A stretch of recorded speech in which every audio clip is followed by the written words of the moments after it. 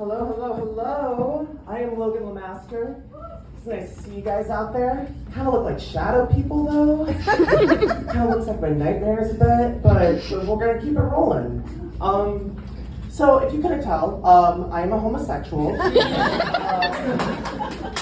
I look like the gay best friend that your straight girlfriend tells you not to worry about.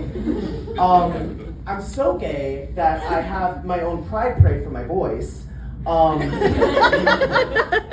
And I also have a fantasy drag race team. Sadly, that one's true and it hurts. My roommates are here tonight and they know. They're aware. But growing up in the Pittsburgh gay community can be really hard. It feels like one big family reunion where everyone fucks you, but there's no good food before or after you meet up. Usually the best thing I get is a towel afterwards, and that is a different type of kiddie pool than I'm used to. But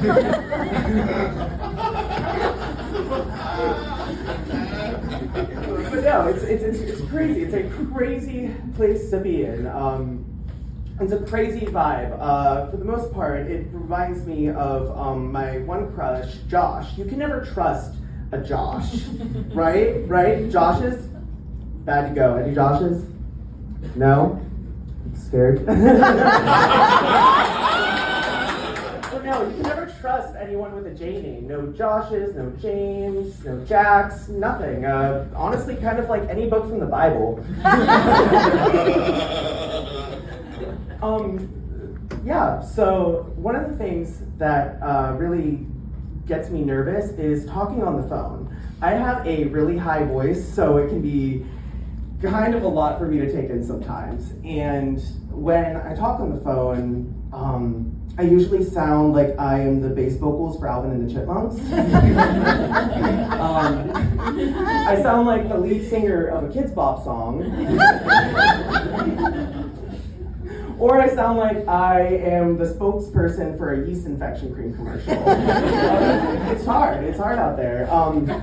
Whenever you're on the phone nowadays, you never get a actual person on the line. It's always like an automated voicemail system. Like, there's no reason for the Hard Rock Cafe to have an automated voicemail system, you know? Like, what's the point of that?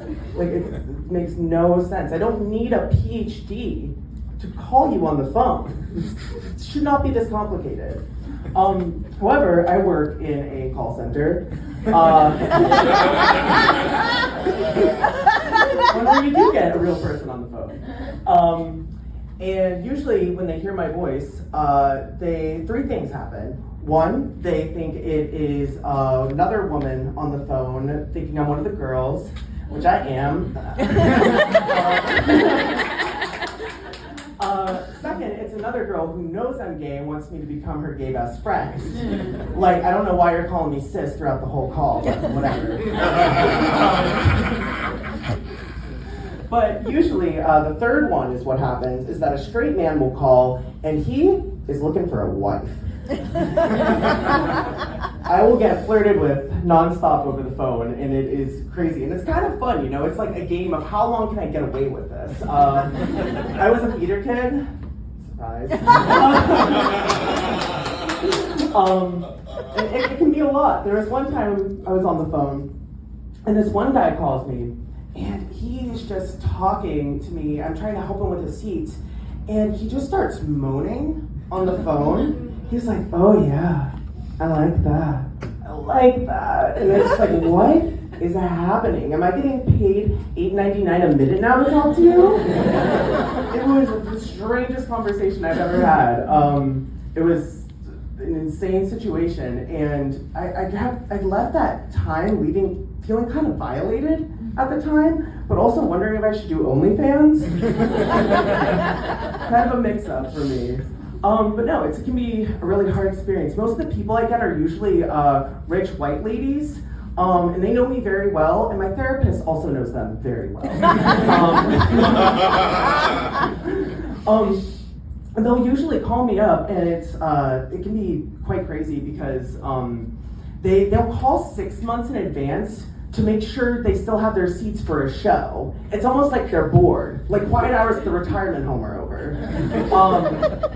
Or, they're having a community ran telethon where they're supposed to just like buck me in the ass, I guess. And if I wanted to do that, I'd go down the street to the Holiday Inn. It can be quite crazy. Like, I've gotten complaints before where they are upset that our seats aren't like the AMC theater. Like, do I look like fucking Nicole Kidman to you? It's a crazy situation. Like, they're always complaining. I always end up being late for dates, like all the time. I worked 9 to 5, and then I'll have a date, and I'll have to stay longer because they wait to call at 4:55, and it's an insane thing to go through. But part of it is that it's always like lateness. Like I'm missing happy hour at fucking Chili's. I need to get to my date. But anyways, that is my time. If you don't mind, I'm going to go to my family reunion at the Holiday Inn now.